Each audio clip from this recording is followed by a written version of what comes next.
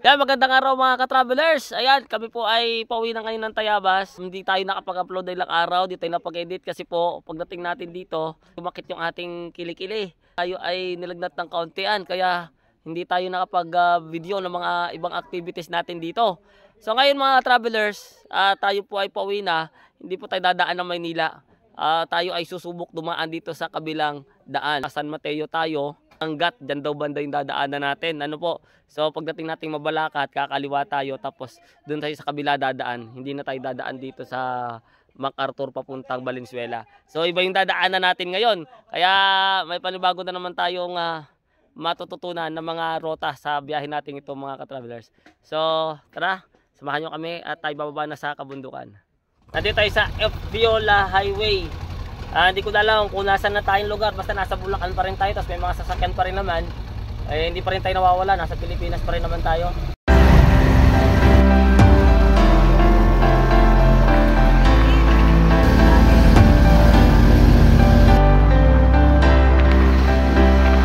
So ayan mga ka-travelers, nandito na tayo sa San Jose del Monte. Kakapasok na po tayo dito sa tinatawag na Igay Road.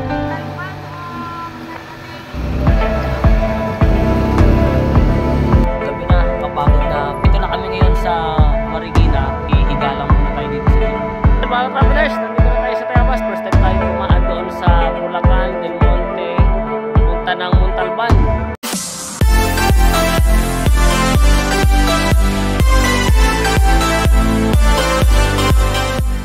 So ayun guys, alis na puli kami. Bababa na puli kami ng kabundukan. Kami ay may mga kaunting buhat sipon. Sobrang init dito. Grabe. Hindi basta-bastang init dito. Matindi. Ayan. So, bababa na kami. Ang plano sana namin mga alas 6, alas 7. Pero kami nakababa ay alas 10 na. Ayan. Sobrang init na. Papaligiran. Ayan. Bye-bye! Bye-bye!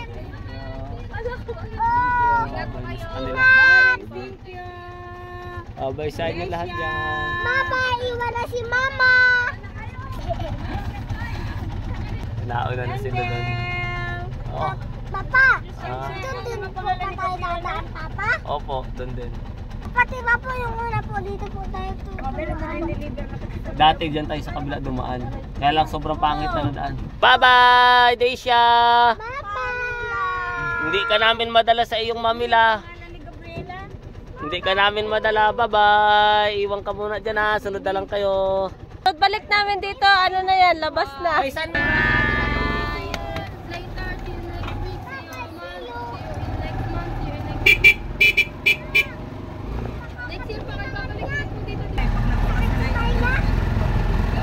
Parang jeep.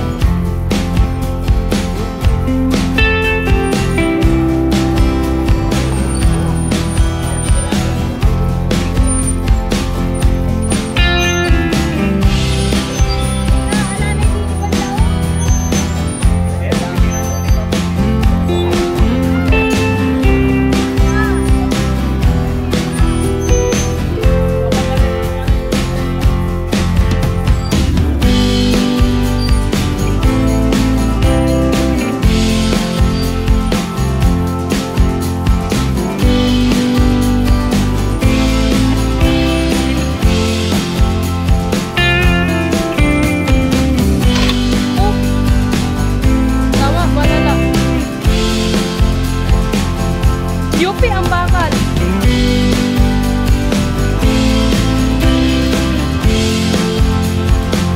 Mag-hello ka po. Ano po ba masasabi mo?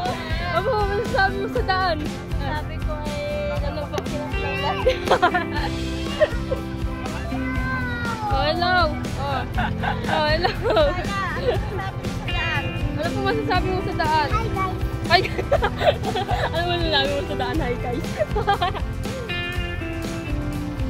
Huwag mo akong alalahanin, kaya ko sarili ko. Oh, wow. Natutuyo yung nalamunan ko sa daan eh. Sobrang hirap na naman po eh. Hindi yung kasing ano nga, yung sumasabit kasi yan ay naalala yung sumabit nga talaga. Yung preno po. Hindi, yung dingding dyan sa gilid. Lakad lang sila. Ang dami ko kinakain ng gulong. Ang dami ko kinakain ng gulong. Tungkol sa bato, ang baka talaga ng ito. Kapalapas. Yan, siksik kayo dyan sa gilid ha. Yan. Pag nauntok yung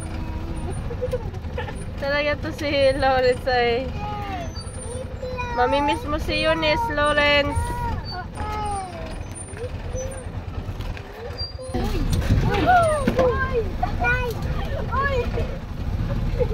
Parang lalaglag yung ano dito. Hoy, dapat ano si DM mag-video. Yung kanina ay parang lang natin tatagilid mga na eh. ka-travelers yung daan, parang patag lang at madaling daanan. Kaya nga ho. Pero sa actual yan, pagkakasama kayo, talaga nga intense at malalaki kasi yung mga bato. Hindi lang siguro masyadong halata sa ating camera kasi murahin lang naman to. Pero talaga nga kung nandiyan kayo mga travelers, parang sapa na natuyuan yung daan na yan. At talagang hindi maiwasan yung mga pagtagi-tagilid at mapapasigaw pa talaga. So binabalagtas na namin ito ulit pababa papunta sa Kala ko highway. dadiretso na kanina eh. At ulit sa highway, maglalarga na tayo papunta sa kabilang rota nating dadaanan. Yan, di ka ba maglalakad? Dad, alalayo. Hindi, kaya na.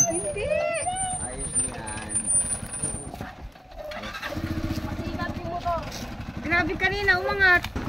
Boom, boom, boom! Hinarurot na! Is, ano po? Narandaw po na masusuka ka na siguro na malalaglag na ang bituka mo.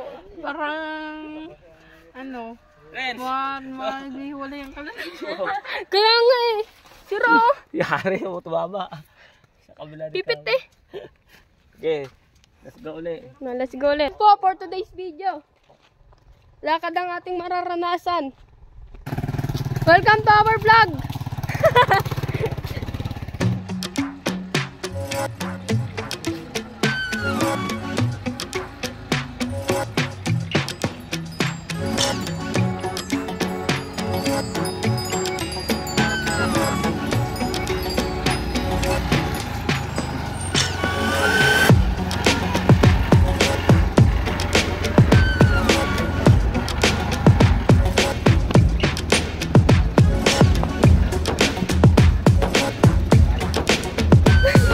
Ang mga kalagayan ng nasa loob. Kalagayan ng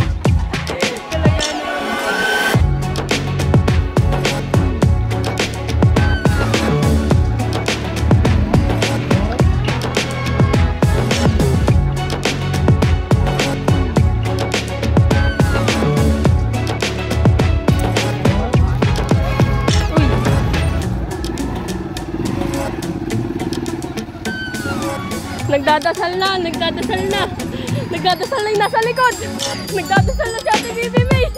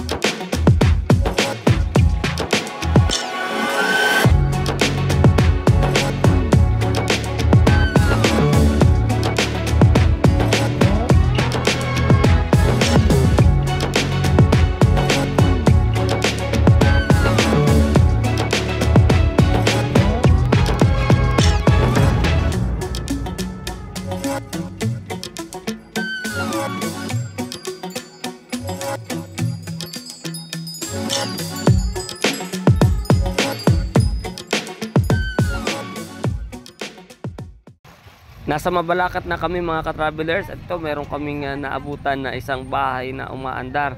Ito yung napakasarap sa ganito mga panahon na napakainit talaga naman. Ay diyan masarap magtambay at tumira kaysa sa mga konkreto na mga bahay. Tapos lalagay mo yun malapit sa palayan, sa ilalim ng mangga. Nako, talagang perfect, no?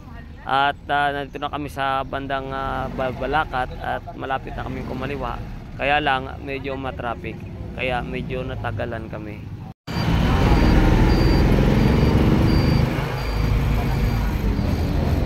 Liliko na tayo dito sa Mabalacat, papunta sa NLEX. Bagong rota, ating dadaanan ngayon. Hindi tayo magmamakartor papunta Manila. Hindi tayo dadaan ng Manila ngayon. Diretso na tayo San Mateo.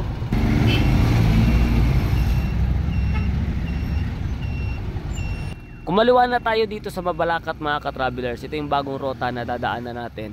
Papunta po sa San Mateo, Rizal. Ang atin pong mga dadaanan dito ay mga hindi pa natin kabisadong lugar. Kaya susundan lang natin si Google Map. At para po maiwasan na natin yung traffic ng Maynila at hirap ng pagdaan doon pag-araw, ating pinasya na dito tayo dumaan. Yan, NLEX na yan. Papuntang NLEX. Pagtawid natin, saka tayo nag-Google.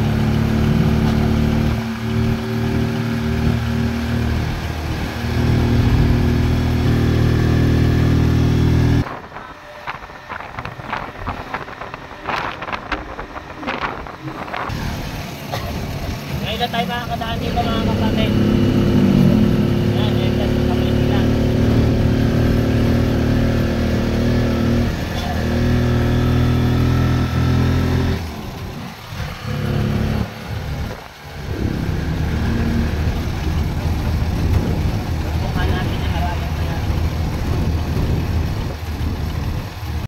Sobrang init ng travel namin mga ka-travelers dahil ito'y katanghaliang tapat. Pero ganun pa man, bago pa lang kami nagsisimula sa rotang ito, nagustuhan na namin yung lugar dahil wala masyadong traffic, malalawak pa ang mga karsada, wala masyadong sagabal sa daan. Kaya nga lang talagang napakainit mag-travel ng katanghaliang tapat.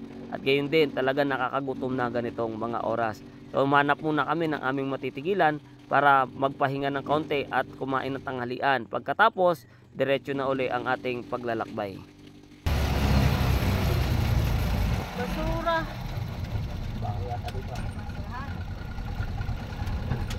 Dito. Pwede tayo kumain muna dito. So mga ka-travelers, tayo ay tumigil muna para kumain. Munang halian muna tayo. Pagkatapos saka tayo dediretso mga ka-travelers. Kain muna tayo ha. Tapos na kami kumain mga ka-travelers, nagsimula na uli kaming maglakbay. Hindi ko na kinuhanan ng aming tanghalian kasi tinitipid ko ang battery ng cellphone. Baka maubusan kami, malayo pa ang aming paglalakbay kapag na-battery low kami. Ang nakakatuwa lang sa mga lugar na to mga ka-travelers, kasi kahit sobrang init, makikita nyo mayroong mga produkto, mayroong mga mais, may mga palay na berdeng-berde. Yan ang kagandahan kapag may mga irrigation, kasi kahit na tag-init, pwede ka pa rin magtanim. Shoutout pala sa mga taga-Magalang dito sa Pampanga. Ito po kami dumaan mga ka-travelers sa bagong rota na ito. Ngayon lang po talaga kami nakadaan dito. May mga bayan pa pala dito na maladaanan at mga magandang karsada na malinis ito lang. Ito pa lang pala sentro ng Magalang. Tinakpan pa ng jeep. Oo.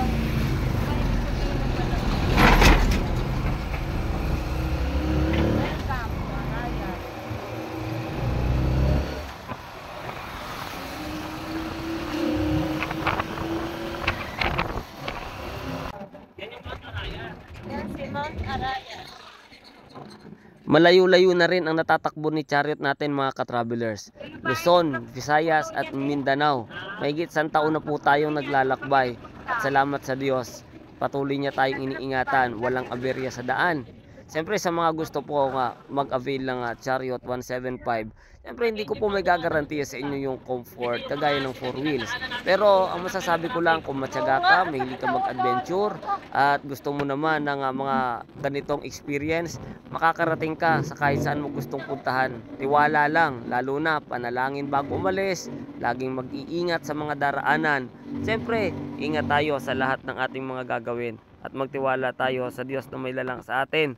Kahit ano pang mangyari mga ka-travelers, huwag nating gugulin ang ating araw at ating buhay sa walang kabuluhan. Siyempre yung paglalakbay namin, hindi po ito pang-aliw lang sa aming mga sarili. Naglalakbay po kami bilang mga misyonero. Nagdadalaw kami sa mga kapatiran, sa iba't ibang lugar na aming mapupuntahan. Bibigay sa kanila ng inspirasyon, lalo na sa mga kaganapan na nangyayari sa ating panahon ngayon. Naaliw natin sa pamamagitan ng salita ng Diyos ang ating mga kapatid at lahat ng mga nais po na makinig ng kanyang salita para yung mga katanungan sa isip natin sa mga nagaganap ay magkaroon ng kasagutan ayon sa banal na kasulatan.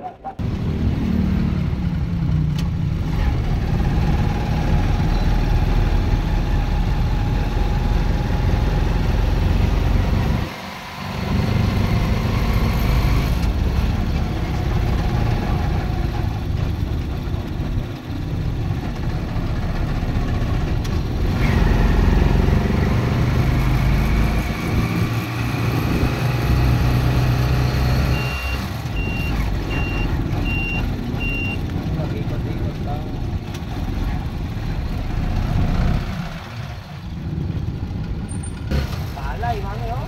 Oo nga. Dahil palay, oh. Lawak ng palay. Tayo yung nanganak po sa ano, sa Central Luzon. The largest plain of Luzon.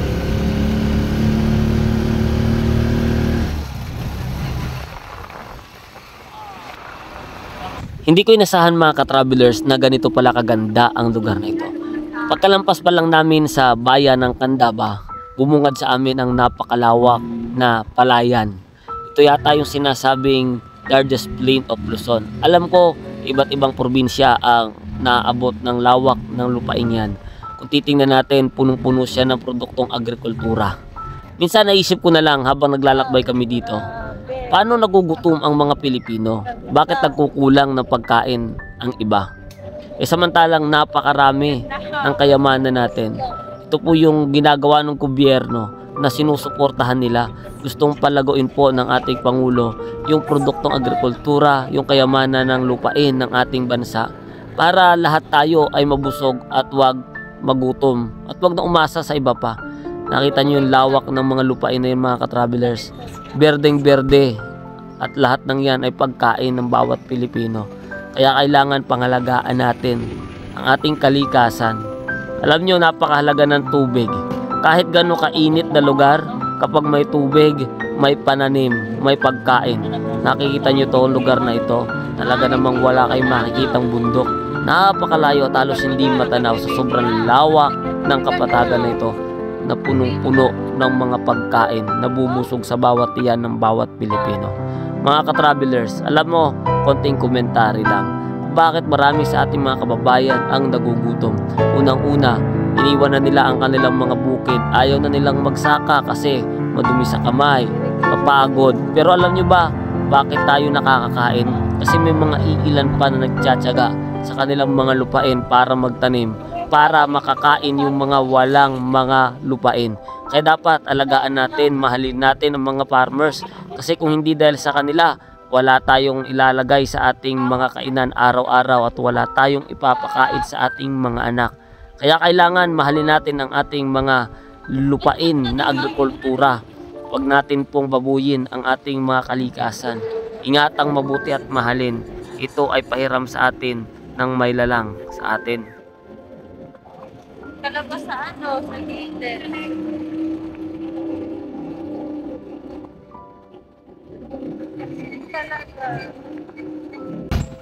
Sana naman wag magalit ang ilan sa ating mga kababayan. Pero alam nyo ba mga ka-travelers, mas marami sa mga nasa syudad reklamador. Reklamo ng reklamo na napakamahal daw ng bilihin. Napakamahal daw ng bigas.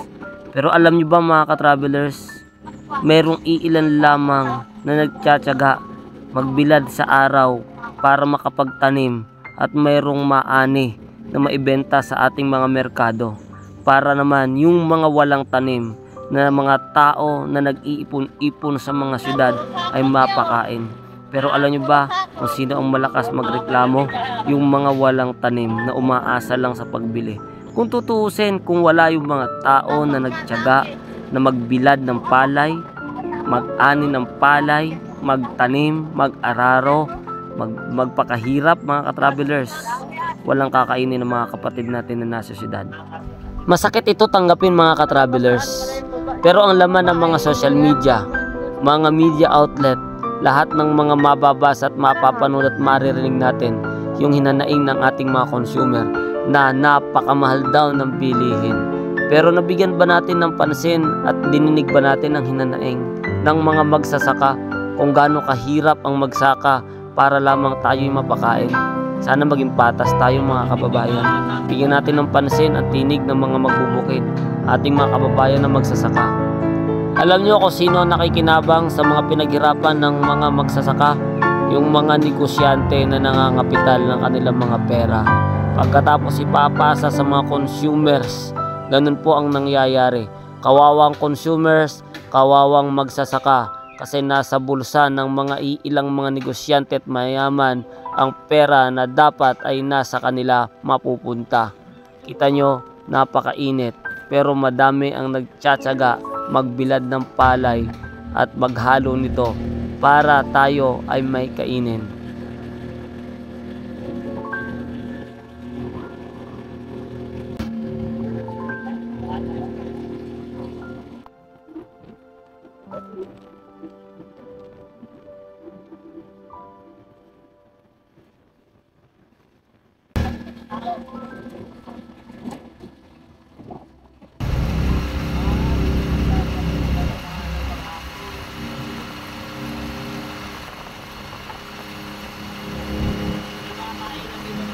Abay, dito pala may mga ano.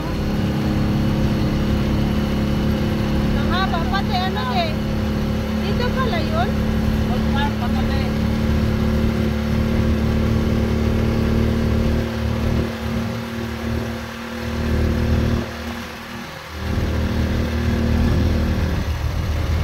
Mga kainan. Siguro ang daming tao dito dahil dumadaan sa paggabi. Paggabi siguro dinadaya to. Dinadayo. Good work siya paggabi. Ayan oh, merong ang ano oh, galing Santo Niño. Ayan, ito.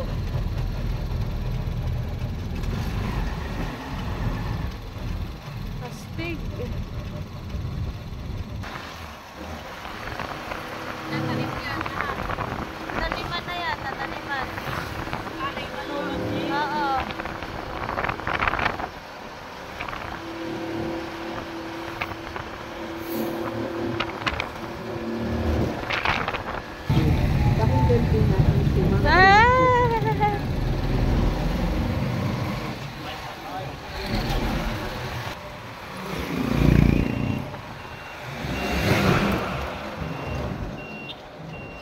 Ano yun? Hindi ko makita.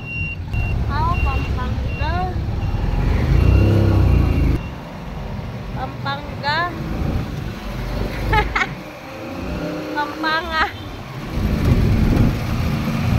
Travelers, nasa Plaridel Bypass Road na tayo ngayon. San Rafael, Bulacan. So, yung mga tinuro ni Google sa atin na mga daan, puro loob-looban, walang traffic. Sinet natin ng motorcycle, kaya puro loob yung dinaanan natin, walang ka-traffic.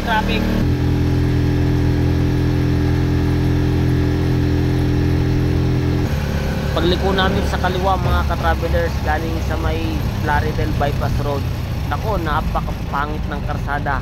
Ito daw yung daan na papunta po ng Del Monte. Kaya mga ka-travelers, nandito tayo sa F. Viola Highway.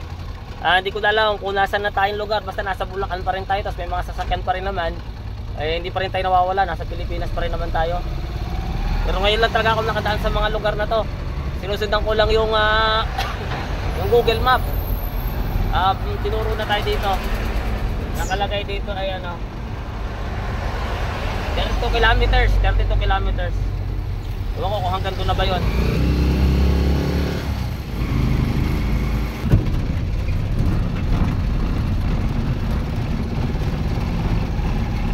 So yan mga ka-travelers, di ko na alam kung nasaan talaga kami. Pero nakalagay dito, may nadaanan kami na ano. Ayan. Nakalagay ay Viola Highway. Ano yan? Marro San Rafael, Bulacan. So ayan, siguro hindi pa naman kami nariligaw kasi sa gitna ng disyerto meron pang ganitong hardware ba to? Siguro naman yun kasi tinuro sa amin ni Google, yan oh. Yan. Inusundan lang namin yan. Ayan. So, siguro na makakarating din naman tayo. Sa Pilipinas pa rin naman tayo. Yung lugar na napuntahan namin, talagang dinaanan namin. Konti lang ang mga sasakyan. Halos walang makitang tao. Nakakita lang akong baka.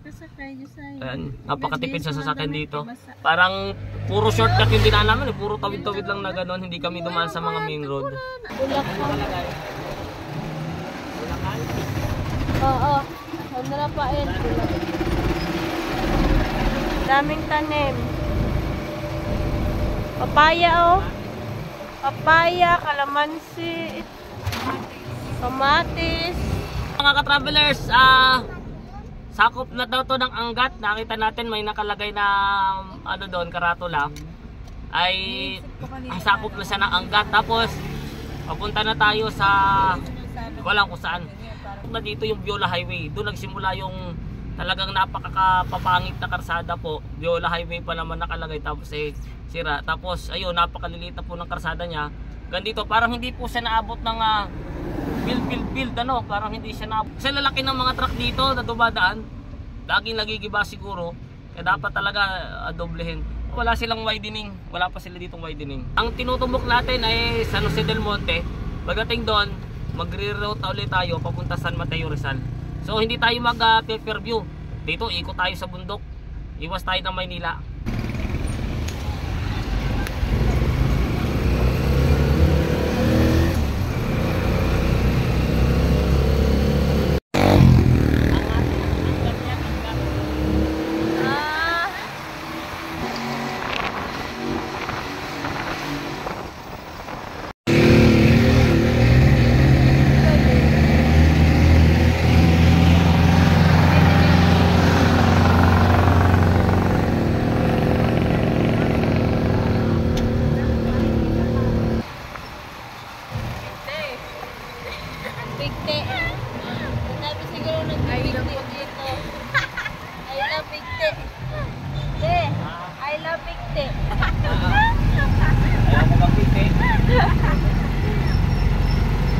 So ayan mga ka-travelers, nandito na tayo sa San Jose del Monte, Bulacan. So ngayon, nagtanong na din tayo dito kay Kuya doon sa Gasoline Boy ng Uno. Yung daan papunta San Mateo, so may daan talaga dito. Puntang San Mateo, Montalba daw na hindi na dumadaan ng Maynila. So doon tayo dadaan kasi sobrang traffic daw talaga pagka dito ka sa Fairview dadaan. So yun yung talagang tumbok natin na rota, yun talaga yung hinahanap natin na rota na hindi tayo magmamaynila, no? So may sinabi sa yung Igay daw, kakaliwa na kami doon. Tas yun, bubundok-bundok na kami.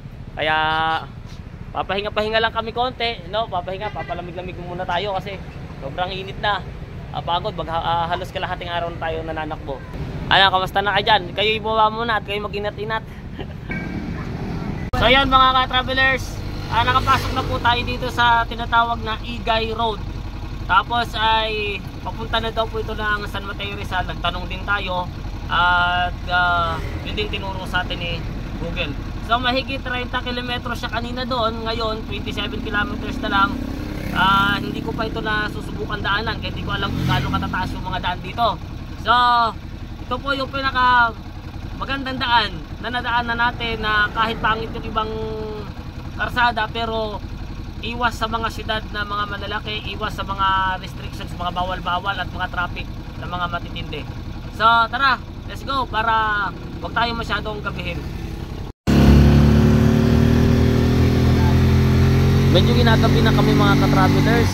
Medyo hindi namin alam kung daan na ito dahil first time nga namin dito dumaan. At may mga matataas na ahon, may lusong, at ang labas pa na ito ay sa Montalban. Hindi na namin masyado nakuhanan yung mga dinaanan namin dito dahil medyo madilim na rin at malulubad na rin yung aming mga daan.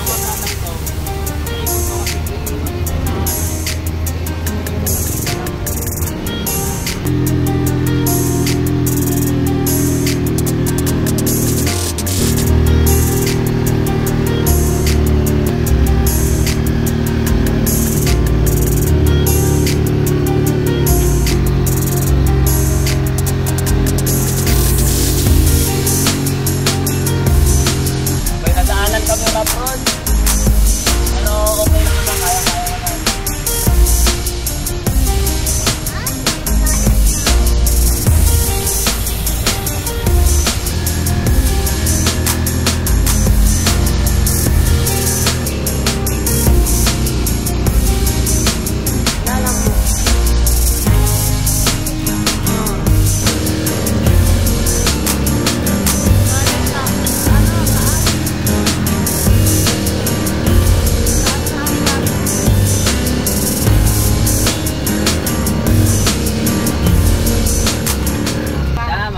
Nasa dadaan namin puro basura. ang bahaw basura. He, Kala wala video. ha? Kala mo ng video. Dire. Bao. Nakalampas na rin po kami mga ka-travelers sa mga kabundukan at ngayon kami pababa na ng Montalban, Rizal. At talagang napakabahong basura sa lugar na ito mga ka-travelers. Ewan ko kung ito ba nga tinatawag nilang Smoke Mountain. At bukod sa ron, napakataas, napakatarik po nitong karsada na ito. Kita nyo naman kahit yung truck, halatang halata sa pababa. Talagang hindi pwedeng basta-basta dito na magmamadali. At yun yung mga ilaw, kita nyo napakalayo, napakalalim. Kaya sa mga dadaan dito mga travelers, ingat-ingat kayo, diba? Napakataas po talaga ng lusong nito. Mahabang lusong din, kaya laging siguraduhin ang mga preno. Pag magmumula ka sa Montalban, papunta ka ng Del Monte, ganyan kataas ang aahonin mo sa simula ng iyong daraanan galing sa Montalban. Talaga namang mahaba-habang ahon din to. Pag pababa ka naman, kailangan sigurado preno mo. Kailangan dahan-dahan lang. Baka bumulusok, nako, sigurado. Una ng basura ng buong Maynila.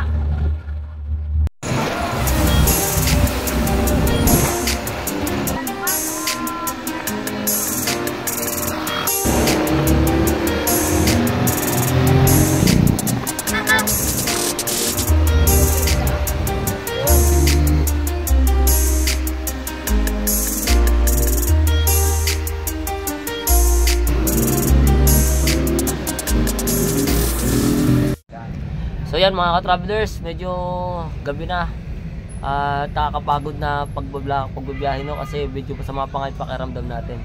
So andito na kami ngayon sa Marikina, kalampas na kami Marikina, papunta na to ng Antipolo.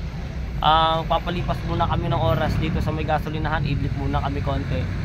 Papahinga muna kami at meron din namang jeep dito. Makikihiga lang muna tayo dito sa jeep para makaunat-unat yung paan natin sa gabi ito. Tapos maya-maya, siguro kahit madaling araw, babatsin ulit tayo. Sige, tulog na muna tayo. So yan yung jeep na tinulugan natin mga ka-travelers. Alas 3 na po ng madaling araw, kaya tayo ay nagsimula na uling mag-travel para malamig pa ang ating pagbibiyahe at maaga tayong makarating ng Tayabas. Ngayon nandito na tayo sa Antipolo City at pagkatapos ay bababa na tayo ng Teresa at tayo ay mag-travel na sa Rizal at hanggang makarating tayo ng Quezon.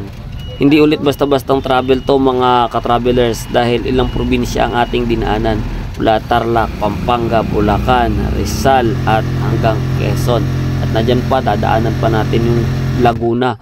So napakaraming province ang ating tinawid. Kaya hindi basta-basta si chariot natin mga ka-travelers. Subok na, matibay, matatag, maasahan. Depende lang sa driver kung kaya ng katawan. Kaya laging ingat sa mga pagta-travel mga ka-travelers. Parang dagat eh.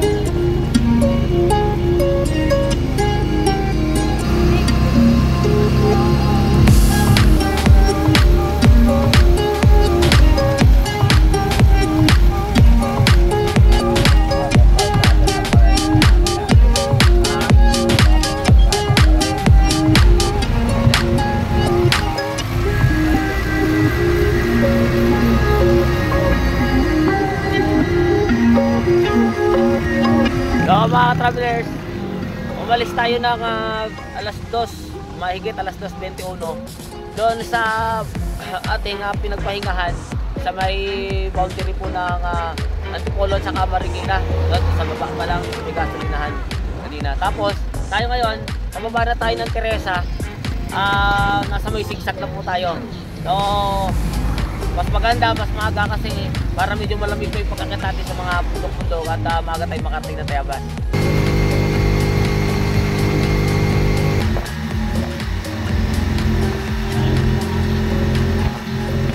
Ayun, good morning mga kapatid.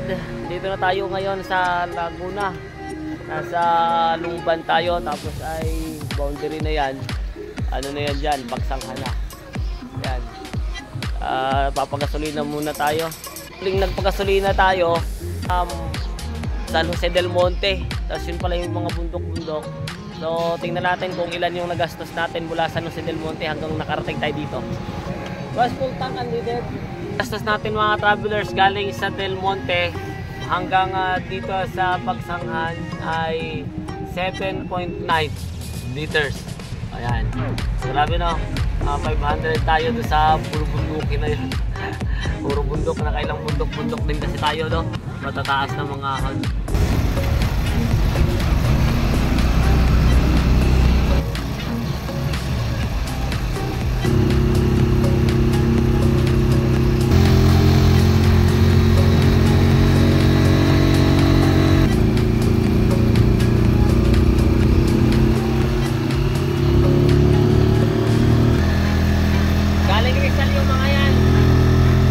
nila mga nakatok. Hindi ko alam kung saan papunta yan. Mga travelers, nandito na tayo sa Tayabas. Nakarating na din po tayo. Talagang matindi na naman itong ating travel nito, no?